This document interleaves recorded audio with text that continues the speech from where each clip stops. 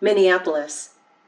The freezing half-mile walk from my hotel to the Walker Art Center on an early December morning here was a bit dreary and difficult, given that the park between me and the museum was basically one vast sheet of ice.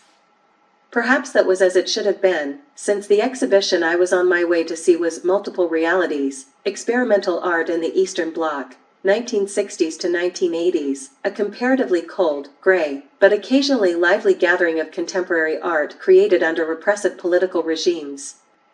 The show is up through March 10, 2024. The exhibition, which includes over 250 works by almost 100 artists from East Germany, Poland, Hungary, Romania, and the former Czechoslovakia and Yugoslavia, and which occupies veritable acres of space in the Walker, is the largest survey of such Central and Eastern European art ever presented in the U.S. According to curator Pavel S.P.Y.S., the exhibition has been 5 years in the making and, although the show will travel to Phoenix and Vancouver, other institutions aren't paying attention to this stuff. It's a kind of blind spot. During the 2 decades plus explored by Multiple Realities, the artists' home countries were economically, politically, and militarily under the thumb of the Soviet Union. As a wall label decorously puts it, the Russians impacted artists' opportunities to travel, exhibit, and even make art. The Iron Curtain was not, however, impenetrable. At times, Mr. P.Y.S. writes in the massive doorstop of a catalog, it allowed travel. At other times it enforced isolation and immobility.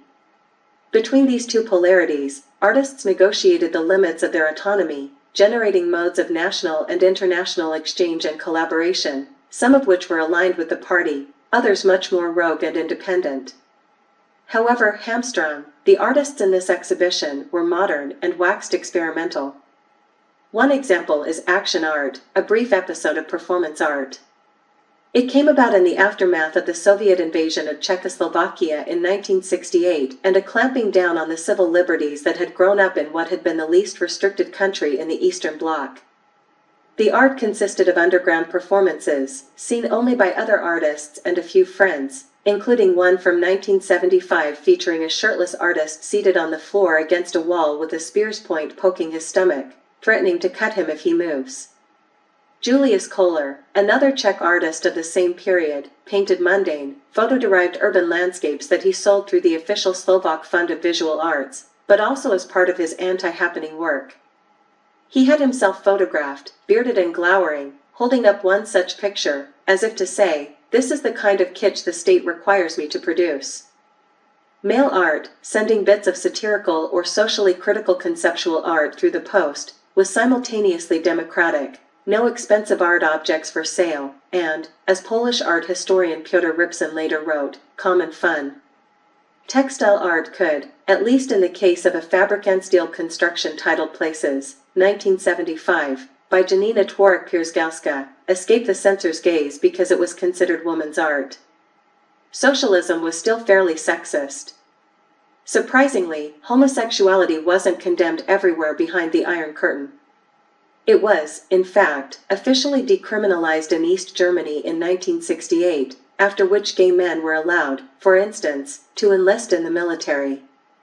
In 1964 that wasn't yet the case, but Jürgen WITTDORF managed to squeeze rather obvious, at least it is now, pictorial implications of homoeroticism in his line-cut Sports Students Builders Brigade, from an official series Youth and Sport, commissioned by the Academy of Sports.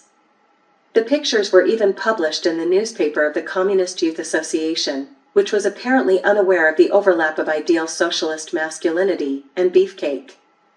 If there is a signal work in this rather vast and, likely by necessity, fuzzy at the edges exhibition, it's Bleeding Monument, 1969, newly recreated for Multiple Realities by Gyula KONKOLY, a now 82-year-old Hungarian artist who's primarily a painter.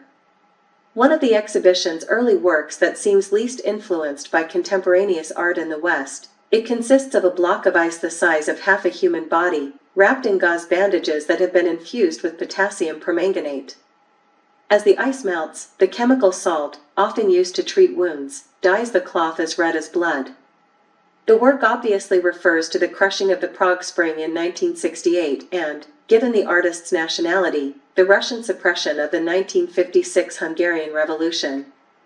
while Multiple Realities contains in its final gallery some electric light pieces and a de rigueur enter here installation, it's more of a history museum show demonstrating, as Mr. PYS said during a walkthrough, essentially, how to behave under such regimes. As the Eastern Bloc countries weren't fully compliant with the kind of political lockdown the USSR imposed on its citizens, a good many concerts, plays and performances safely took place. But far from being politically sanctioned, the art in Multiple Realities, even in what Mr. PYS calls its predominant winking mode, navigated a somewhat perilous path. Much like a short walk to the walker in the winter.